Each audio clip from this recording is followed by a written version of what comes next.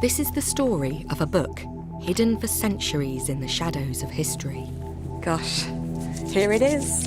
An unknown jewel of the English canon, and the first book ever written by a woman, Julian of Norwich. What a book. You know, what an accomplished and magnificent and sophisticated book.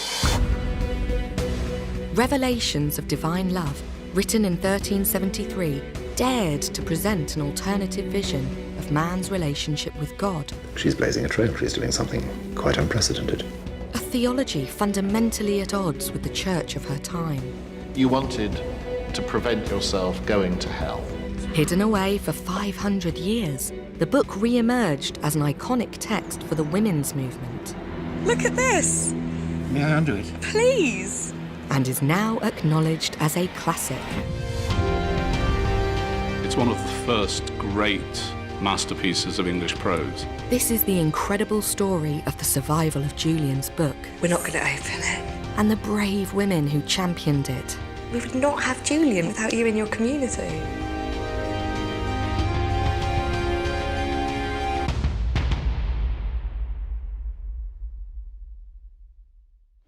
Squeeze!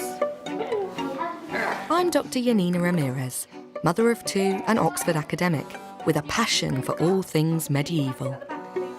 Let's get this on. So this is the story of a book. The Revelations of Divine Love. For me, I first encountered it when I was an undergraduate, studying Middle English at St Anne's College, Oxford. It's captured me ever since. This is an impressive book.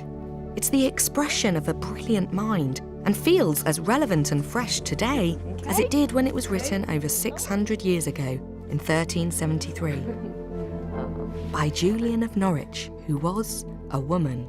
Right, all ready for school? Yeah, come on then, let's get you out to the car. This was a time when most women's lives were confined to the domestic sphere. Very few women had access to an education. It would be another 500 years before women were allowed to study here at Oxford. In medieval England, almost all intellectual thought was framed by the church and written in Latin by men. Women were certainly not encouraged to think or speak about God. But speak or write, Julian did. In English, the language of ordinary people.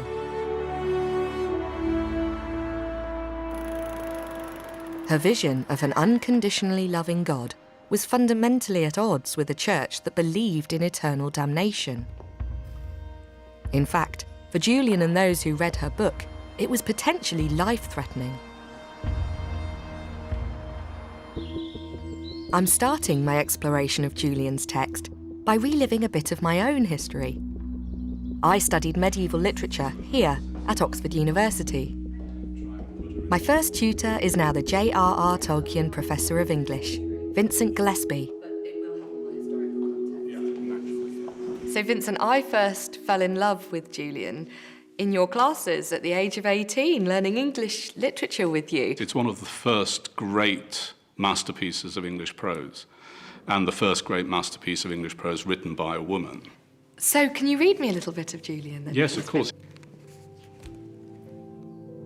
And these words, "Thou shalt not be overcome," was sighed full sharply and full michtily for sickerness and comfort against all tribulations that might comen.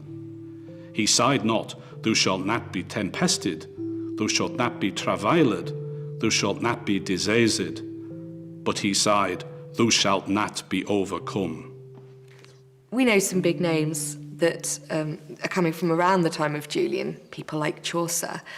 Does she stand up to being read alongside such a great author? That's a big challenge, isn't it? It's a big ask. But I think in terms of the sheer beauty of her prose, there's nobody else at that period who I think can really challenge her.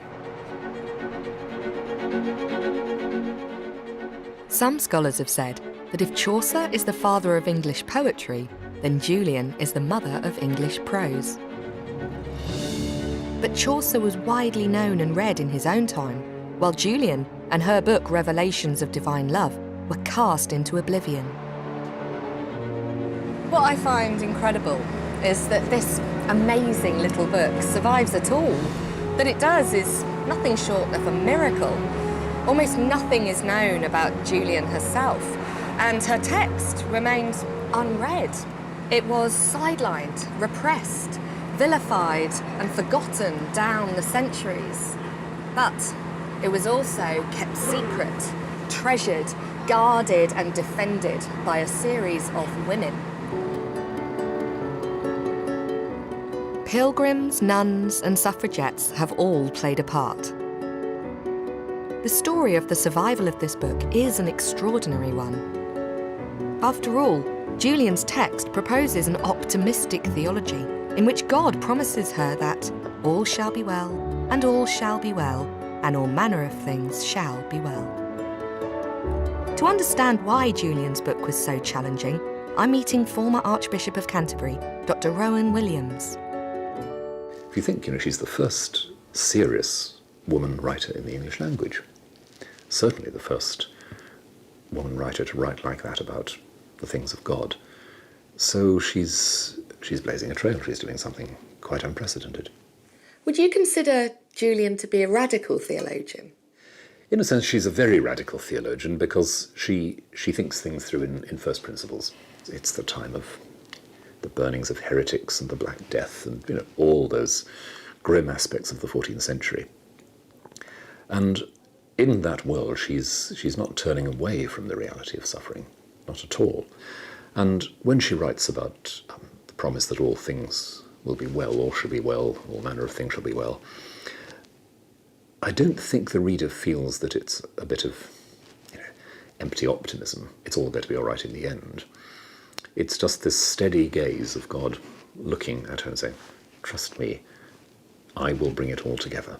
And one of the marks of her real genius as a writer is that she is able to present that in sequence, to sort it out into not a system, but a kind of story.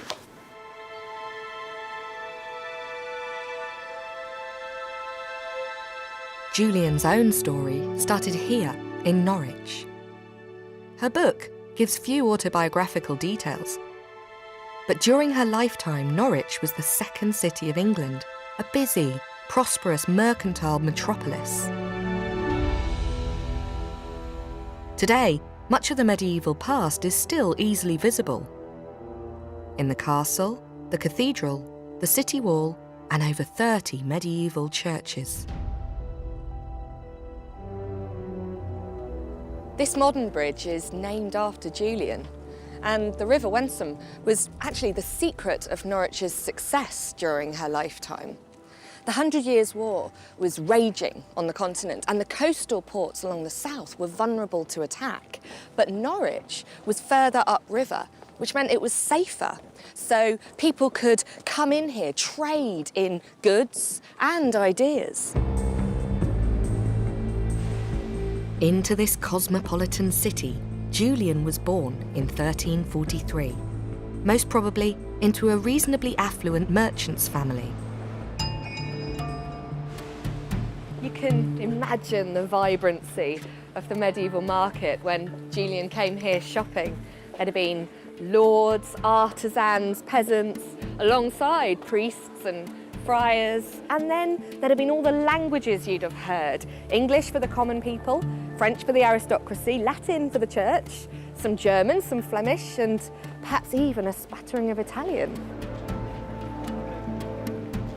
But even though literacy rates were growing at this time, probably only 20% of men would be able to read English.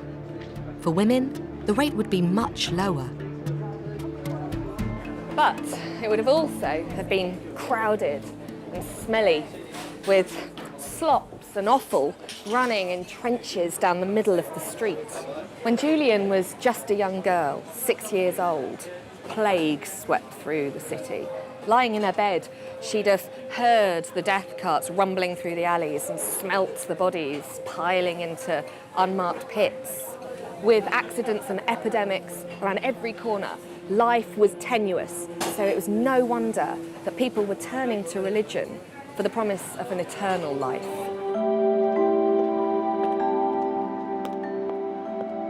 In the 14th century, religious and secular life were totally intertwined. The church year, with its fasts and festivals, was as much a part of daily life as fetching water from a well.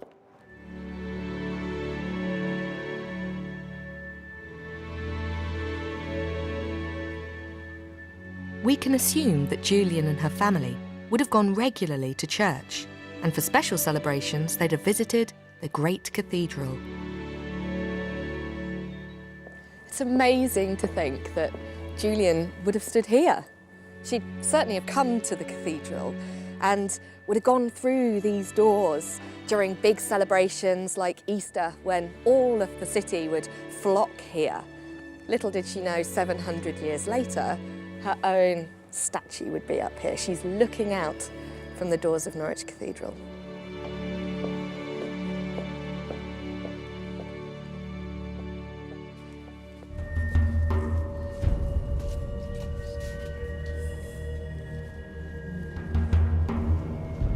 The church in Julian's time was presided over by a feared and unpopular bishop, Henry Despenser, known as the Fighting Bishop.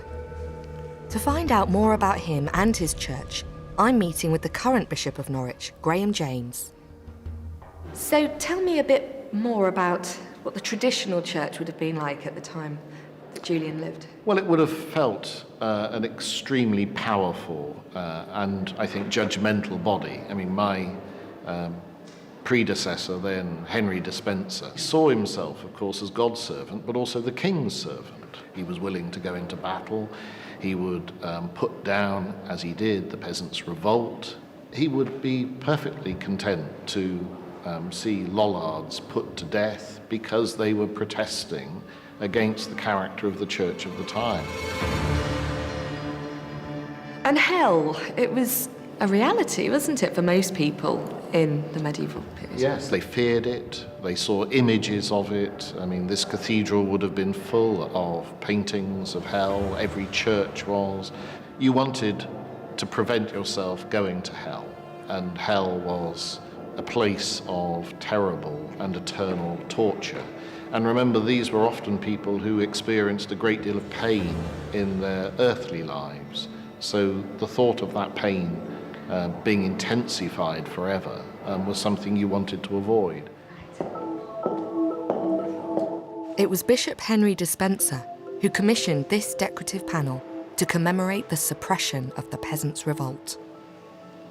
I suppose the thing to remember when looking at things like this, they're there to help people understand the big themes of Christianity, aren't they? These would have been the magazines, the newspapers, you know, the websites. This is what all this was of the day. I think you're so right. And again, what's remarkable is that this dates from Julian's lifetime. Yeah. So this is the sort of imagery she would have seen. She would have seen it all the time. And of course, the churches at the time were absolutely full of this.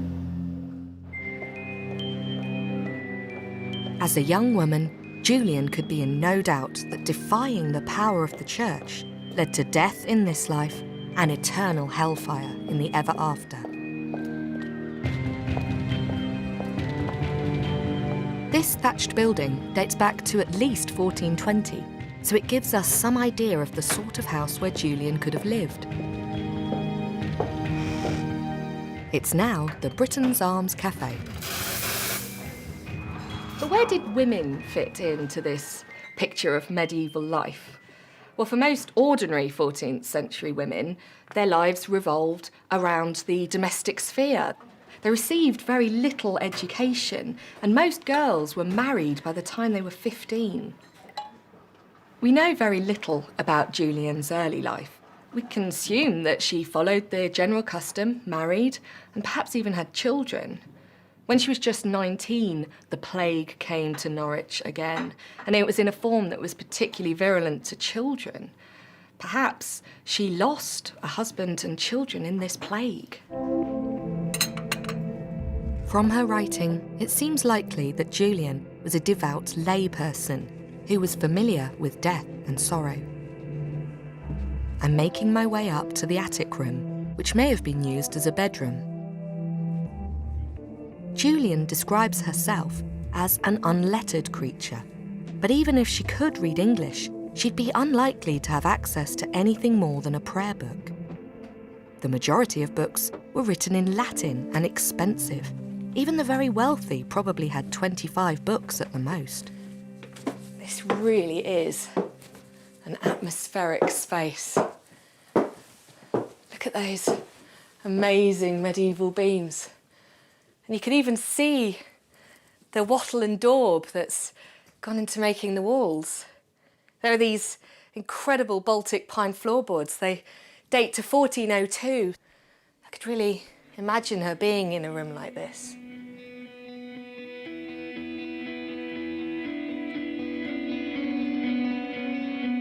When Julian was 30 years old, she herself became ill and nearly died. For 3 days, she lay prostrate, and on the 4th day, she was given the last rites. But she lingered on, with paralysis creeping up her body. A priest was called, and he brought with him a crucifix, which he held up before her eyes as the darkness came closer.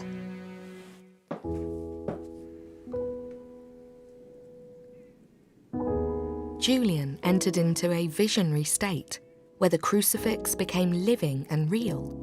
She had a series of mystical revelations in which God spoke directly to her, a simple woman. She now had a direct bodily experience of the divine.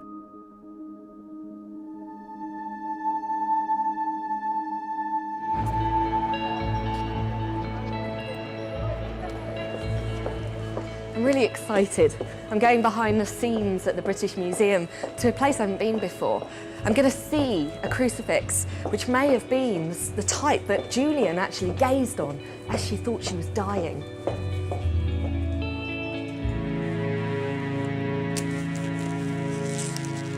Well, we've got a lovely example here of a 15th century figure of Christ. The cross has been lost, and his arms originally would have come upwards at quite a sharp angle. And quite a lot of care has been taken to paint on these very gory, dripping bits of blood. The crucifixion itself wasn't necessarily a bloody act. Most people that are crucified suffocate from the pressure of their bodies pulling down on the cross. But in the 15th century, there's an increasing elaboration on the blood that came out during the crucifixion. I can really picture the scene in Julian's sick room. She's ill, she thinks she's about to die, and the priest holds a crucifix up in front of her. And she sees a vision of pain, of suffering. She says, and in this suddenly, I saw the red blood a trickle down from under the garland, hot and freshly, plenteously and lively. She is describing this hot blood, this pain, and it's amazing to be in the presence of an object that would have inspired her. But Julian didn't die. Over the next day and night, she had 16 visions or revelations. It's quite moving seeing that crucifix. It actually really helps me to make sense of her revelations. It's also amazing to think that after she saw that, her life changed completely.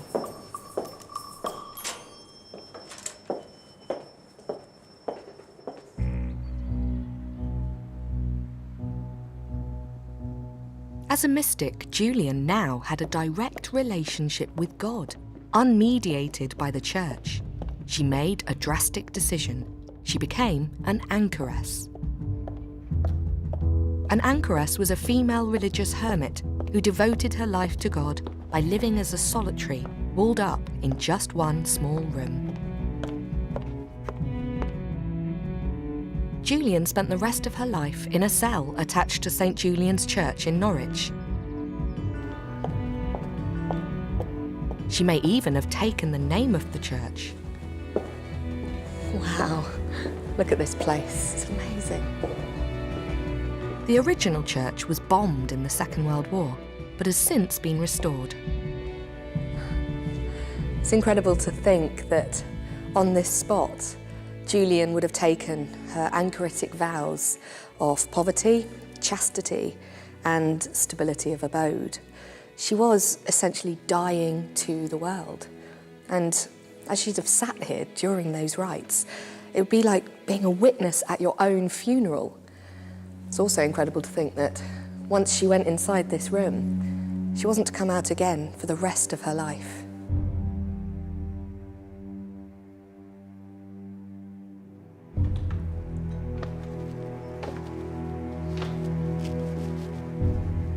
And this is it, the room where Julian spent the rest of her life. It's amazing to think of someone being in one room for 30 years. This isn't actually the original, but it is built on the foundations of the 14th century cell that Julian stayed in. In fact, Julian might even be buried underneath here, as a number of anchorites were buried beneath their cells. There'd have been 3 windows, the first one here that looked out onto the street. And here she might have acted almost like an agony aunt, providing counsel to the people who passed by on this very busy road to the port. And here she could provide counsel to everybody from lords and ladies to prostitutes. Then there would have been another window over here that looked out to an alcove.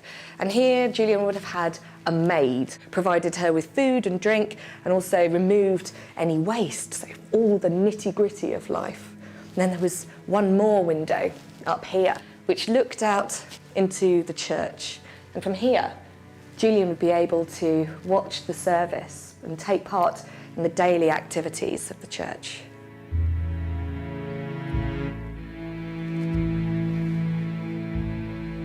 God had spoken directly to Julian, but the problem was, her God was unconditionally loving, caring for all humanity with the tender love of a mother for her children, looking on sinners with pity, not blame. In other words, Julian's God was fundamentally at odds with the views of the church at her time. Given how dangerous some of these ideas were, Julian simply could have kept them to herself. But instead, she took the extraordinary decision to write them down, and to write them down in English, so that everybody could understand them. This is at a time when heretics are being burnt for reading the Bible in English. I've written books myself, and anyone who's tried it knows it's an incredibly hard thing to do. But imagine if no woman has done it before you, if you have to learn to read and write in order to do it, and if you're tackling ideas that are potentially life-threatening. Julian must have had great courage and determination. She says, "But just because I am a woman, why must I not write of the goodness of God?" And that is what she did here in this room. For 30 years, she interrogated her revelations, developed her own profound theology, and recorded it all in an incredible book. These revelations were shown to a simple, uneducated creature in the year of our Lord 1373, on the 8th day of May.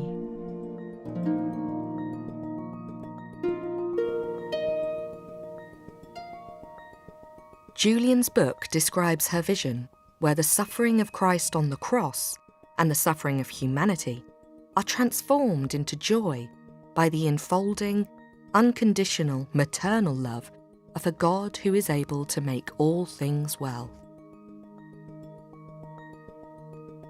To understand the full implication of Julian's writing, I'm meeting with Dr. Sarah Sally, reader in medieval literature at King's College London. So we've been on this journey understanding Julian the woman, but what's so special about the book, The Revelations of Divine Love? She's the first woman author we have in the English canon, and what a book! You know, what an accomplished and magnificent and sophisticated book that she wrote. Yeah. So it really is a remarkable starting point if you're interested in the history of women's writing. Julian's seen as a bit of a feminist icon, isn't she? And we don't even need to make that much of a drama about the fact she's a woman. She's just a brilliant writer, isn't she? She is absolutely superb, and the directness of that address, that opening scene on the deathbed, it's so vivid, so accessible. You're immediately thrown into the turmoil and the emotions of the sick room, and then you go on this tremendous cosmic journey. He showed a little thing, the size of a hazelnut, lying in the palm of my hand, and it was round as a ball.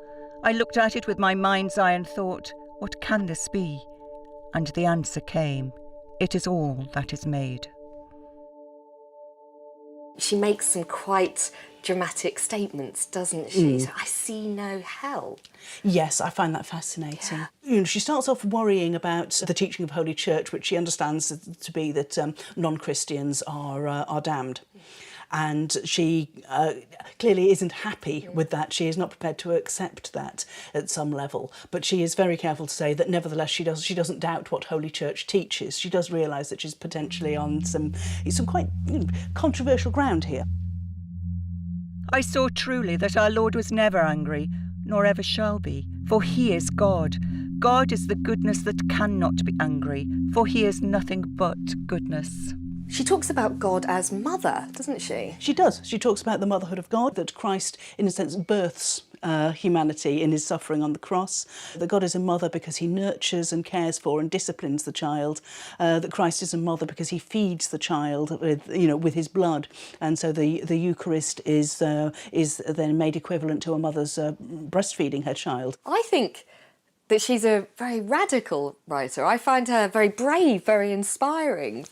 She is, yes. There is something remarkably fearless in the way in which she pursues her thought. I have been reading this book for 20 years, more, and as I said, it's different every time you read it. It is the kind of book that lives with you.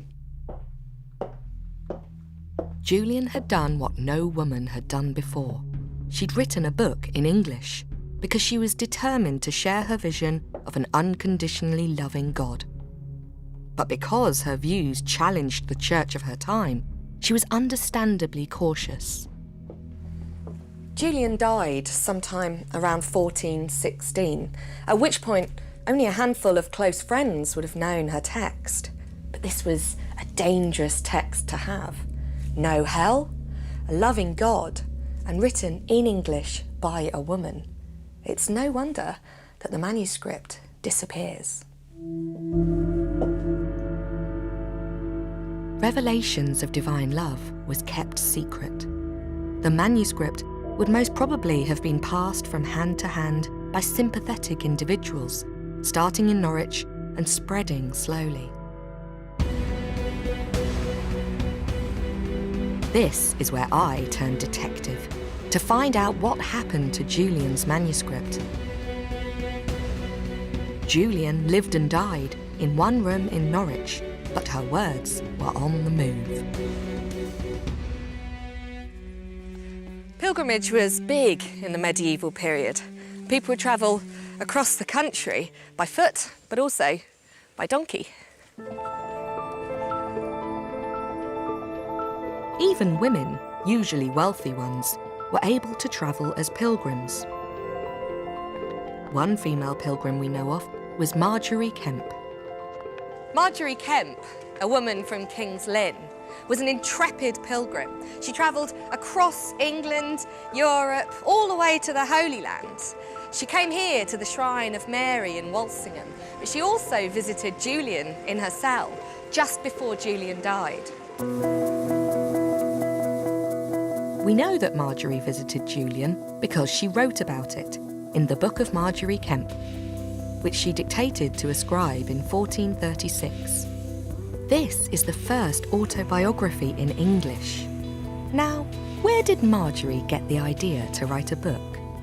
Perhaps Julian entrusted her manuscript to Marjorie, and Marjorie, as she travelled the country, passed it to people sympathetic to Julian's ideas, leaving it in the library of a monastery or private house. Julian's book was a dangerous read, but it was about to get even more dangerous.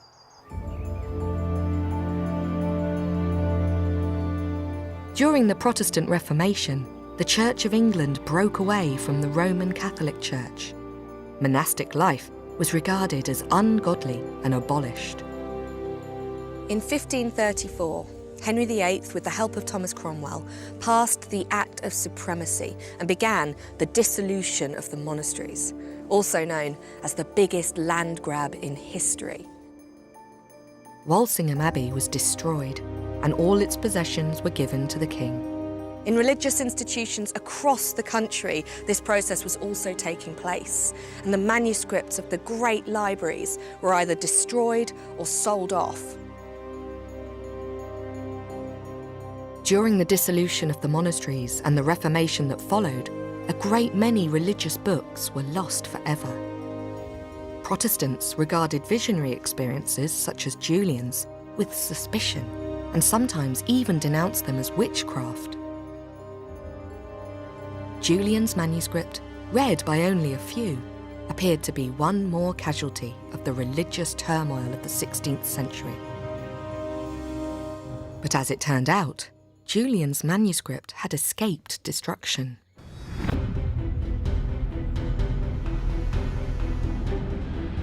We owe the survival of Julian's book to 9 adventurous young women who in 1623 left England to set up a monastery in exile in France, as all monastic life was banned in England.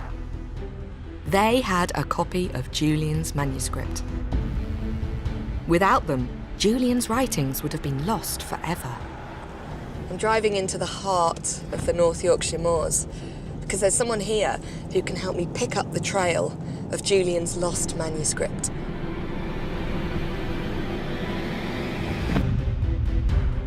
Stanbrook Abbey in Wass is the new home of the Order of Benedictine Nuns, first established in France by those 9 young English women. This award-winning building is a fitting testimony for the indomitable spirit of the founding sisters and the generations that followed them. I've come to meet Abbess Andrea. Hello, welcome to Stanbrook. So nice to see you. Come on in. Thank you.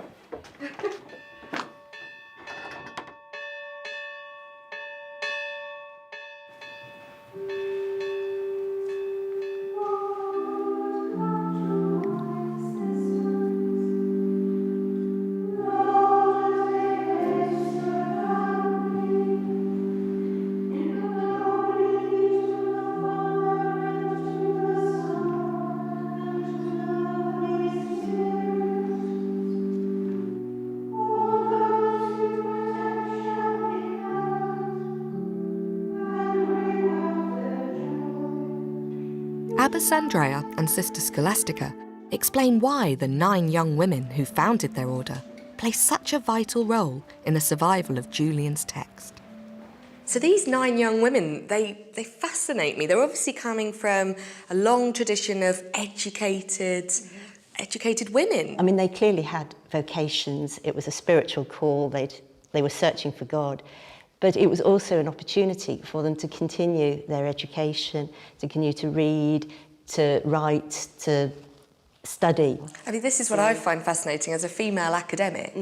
That would have been the life I would have chosen, not the rounds of having babies and being, responsible for the household. For so many of women who went into religious life, it was their only opportunity to further their education. What sort of activities are they doing? I mean, obviously they're writing, aren't they? They're engaging with texts. They were doing what age-old monasticism has always done. They were getting hold of manuscripts and copying them. So am I right in thinking that one of the texts the nuns copied very early on was Julian's Revelations? Yes, Julian must have been there amongst them. The nuns were clearly reading Julian because excerpts from her book were being copied out in their personal prayer books in 1649. This whole manuscript is a collection of writings, meditations, and Julian is part of it. So everything that's in here reflects what they were reading and using for prayer. And what it shows us then is that this text, Julian's text, is being written, copied and meditated on But sadly, the order no longer has Julian's original manuscript. But your archives, they're not complete, are they? I mean, we lost absolutely everything at the French Revolution. That is We just absolutely astonishing. lost everything.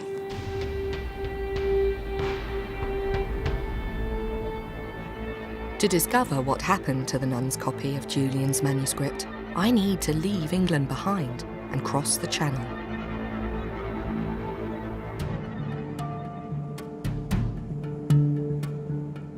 We know that the 9 young women who founded the monastery in France had access to Julian's text.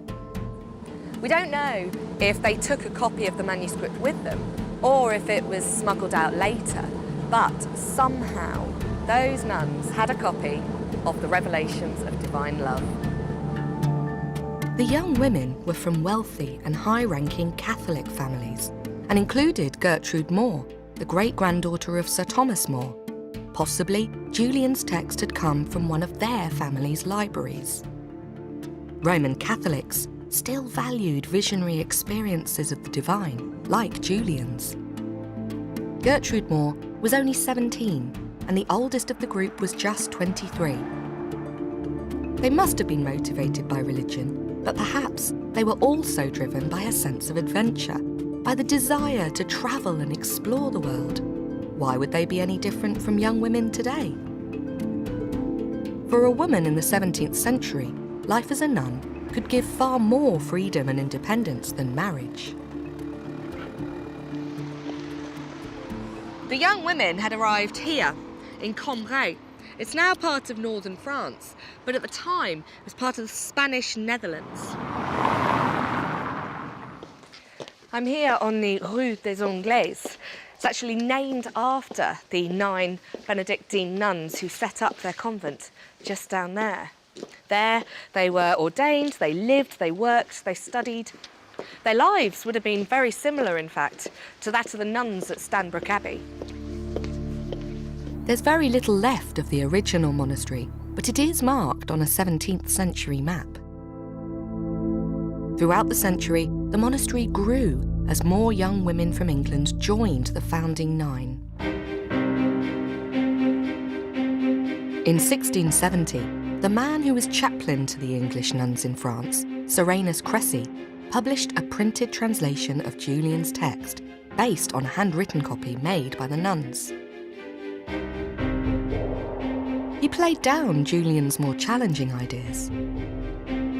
Even so, back in England, the book was vilified as the fanatical revelations of a distempered brain and dismissed.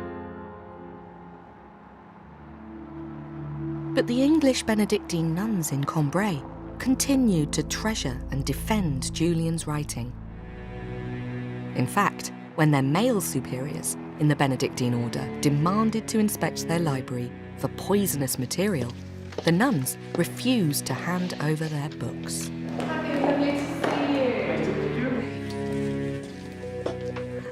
Fabienne Laforge, curator at the Municipal Library in Cambrai, has evidence of just how impressive the nuns' library was.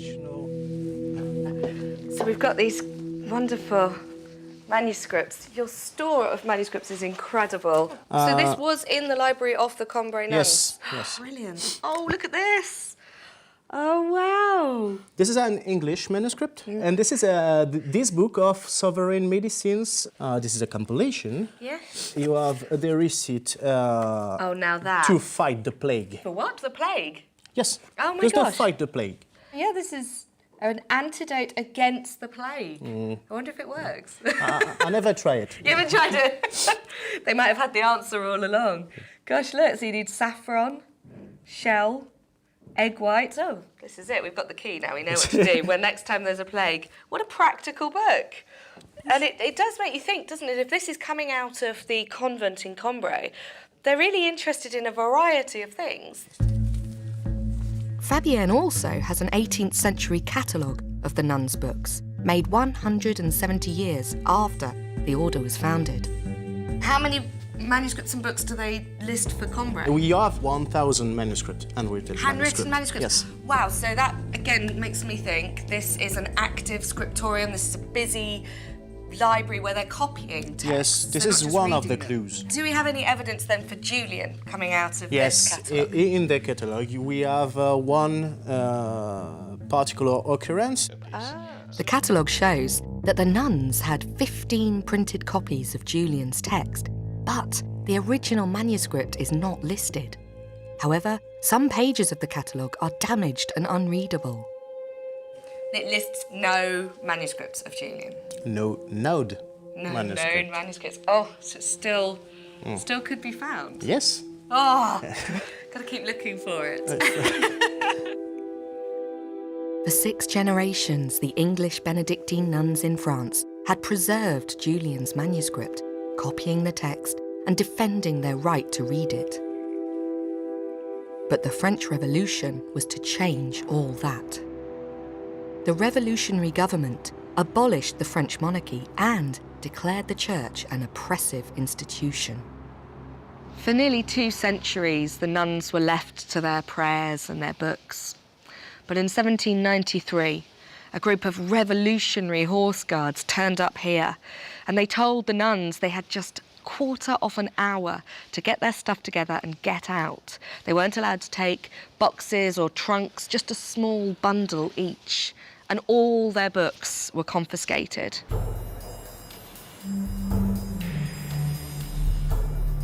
The monastery of the English nuns, including their library of books and manuscripts, was confiscated by the revolutionaries, and the nuns were imprisoned.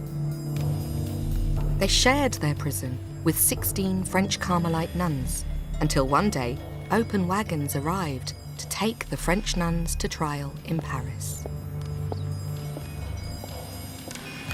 I'm here at Place de la Nation in the shadow of Lady Liberty. Just over there, one of the busiest guillotines in the city was set up. Over 50 people a day were being led to their death.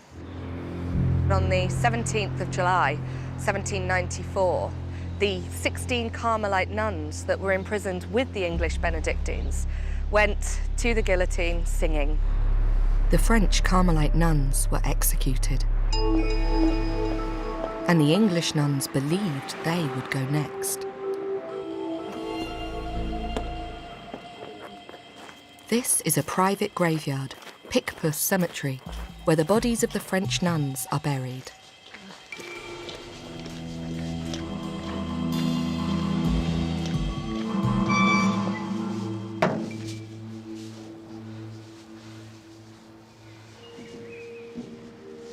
Wow. Amazing to think that tucked behind all those other graves, there's this separate section where you've just got 2 great big squares in the ground designating pits where 1,306 bodies were dumped. And they're referred to as martyrs' graves. Over there, in amongst all the other bones, are the bodies of our Carmelite nuns. The English nuns expected that they too would die. But before they faced the guillotine, the French Revolution ended and the nuns escaped back to England. Unable to wear their habits to travel in, the only clothes they had to wear were those left behind by the murdered French Carmelite nuns. The English nuns returned home, wearing the clothes of their martyred French sisters.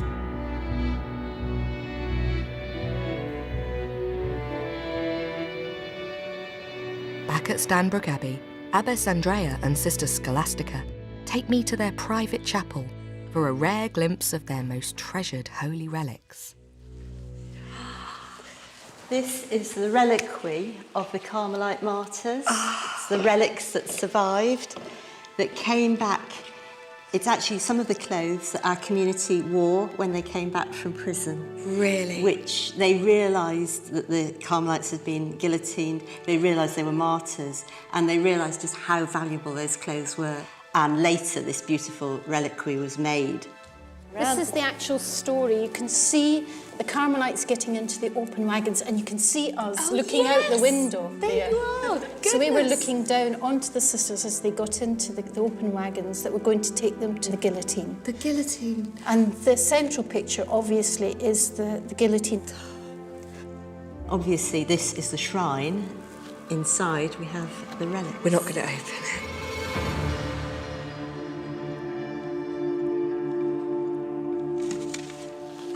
Those are the seals that were put on when it was actually authenticated as being the real relics. There inside you can see a little bit of a shoe. I think it was like an espadrille. And there's some little bits of the material. You can still see the pattern on the material. Look at that. You can see the colour. It's red and there's a flower there in red and pink. It's been preserved so well, hasn't it? I can't believe it. That's what the Carmelites wore until they went off to the guillotine. That's what our community wore in 1795 when they came back. Wonderful. The nuns were lucky to escape with their lives. For 6 generations, they had protected and kept alive Julian's book. But now, their original manuscript and all their copies were lost. Or were they? Perhaps somewhere on the continent, a copy of Julian's manuscript made by the English Benedictine nuns was waiting to be discovered.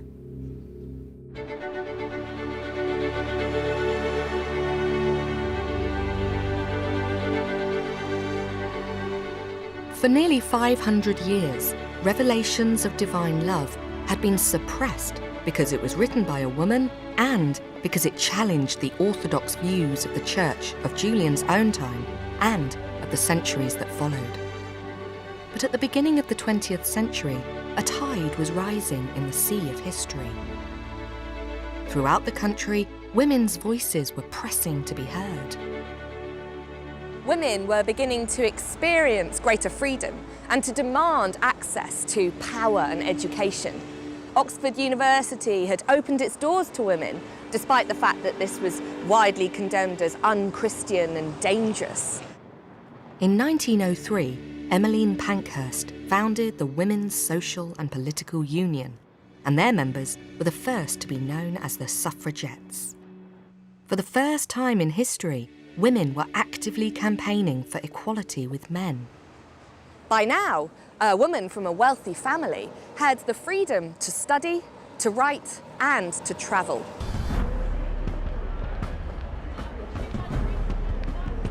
In 1901, a middle-aged single woman got off the train from Edinburgh and was heading for the British Museum.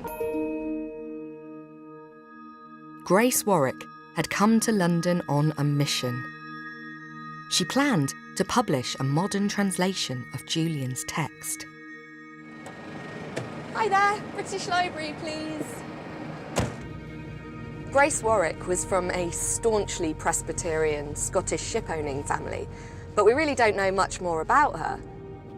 How a Scottish Presbyterian came across the writings of an obscure 14th century English mystic is a complete mystery. Grace is the most unlikely of heroines, but it turns out that she was the right woman at the right time. The woman Julian's text had been waiting for. She wanted Julian's voice to sing out to the world. Grace owned a rare printed copy of Revelations of Divine Love. But this was a 17th century male interpretation of Julian. Grace was looking for Julian's original manuscript, and she had an idea of where to find it. I'm following in Grace's footsteps, and I've come here to the British Library to see if I can find Julian's manuscript. At the reading room of the British Library, then part of the British Museum, Grace probably went through the 18th century catalogue of the Hans Sloane collection.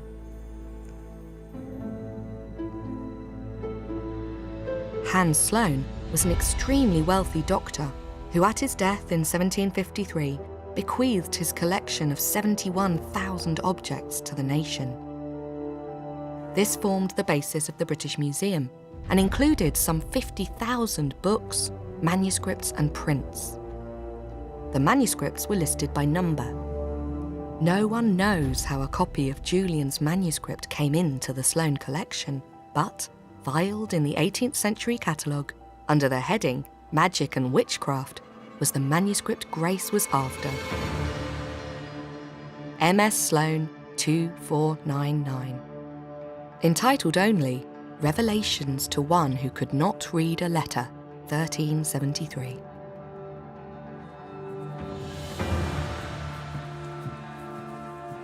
Gosh, here it is. MS Sloane 2499. This is probably as close as I will ever get to the original manuscript of Julian's Revelations of Divine Love.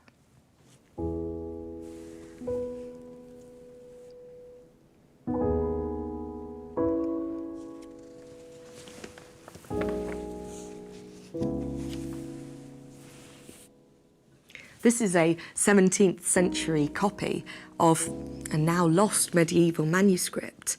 It was made by one of the English Benedictine nuns in France. It's written in an East Anglian dialect and is believed to be the nearest we can get to Julian's original text. You can almost hear that East Anglian voice coming through. Here's that famous line. Sin is behovable, but all shall be well, all shall be well, and all manner of things shall be well.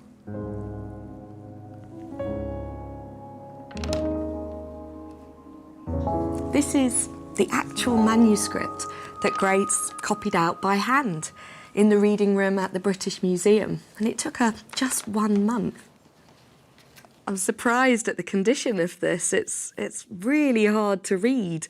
The paper's incredibly stained. The ink is biting through from the other side, so it's hard to make out the individual words. I'm amazed that Grace was able to transcribe from this.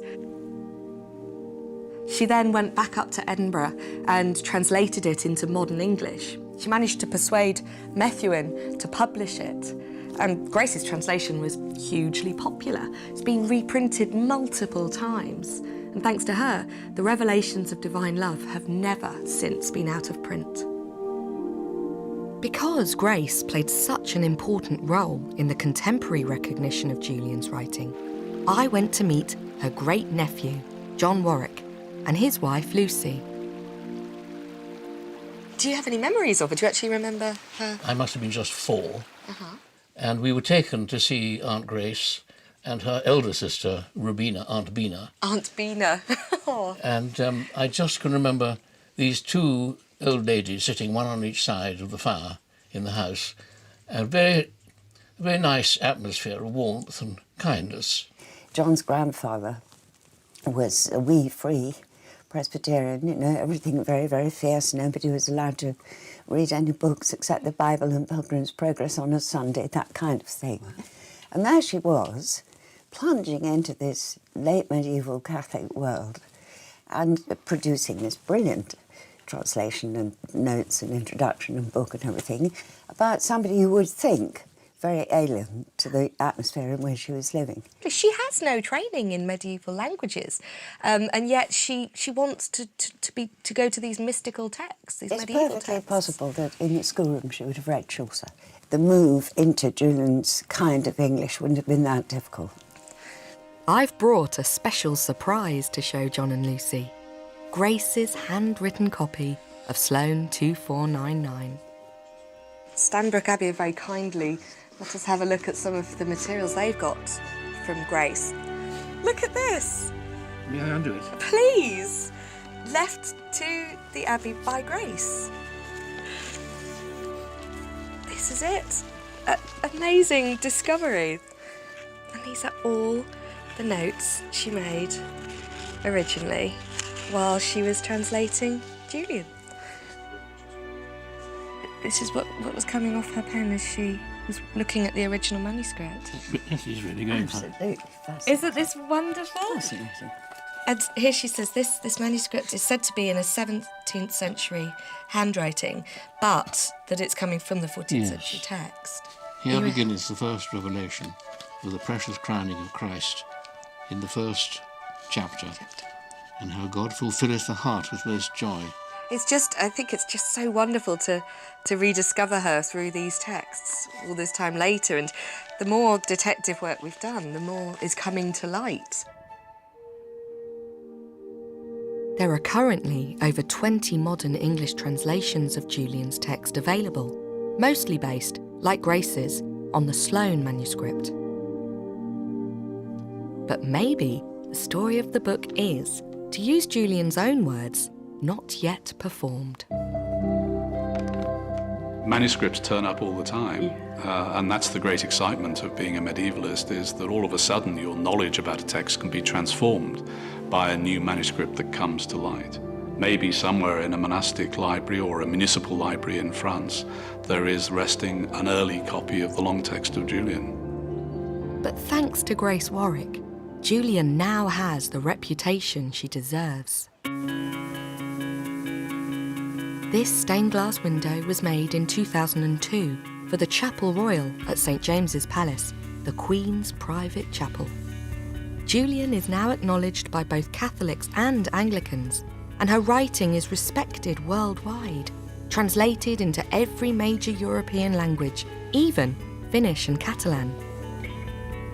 People travel from all over the world to visit her cell in Norwich. Today, St Julian's Church is hosting a group of pilgrims from North Carolina. Welcome properly.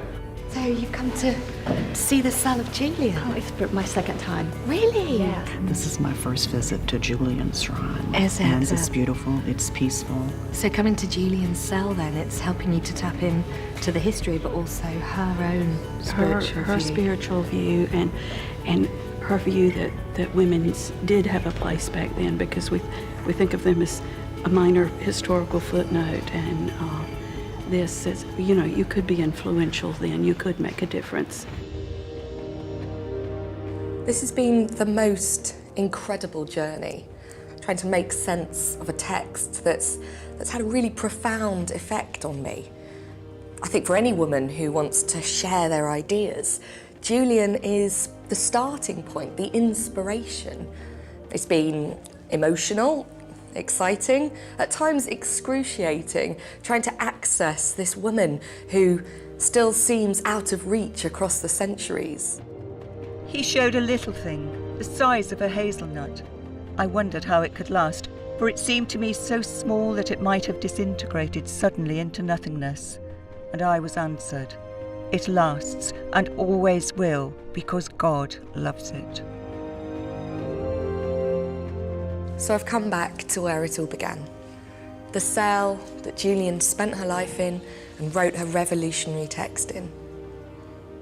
She describes seeing the whole universe in a simple hazelnut. And as I reflect on my experiences, I also feel like they've reached a sense of completion. Julian couldn't leave this cell, but I can. My journey is now complete.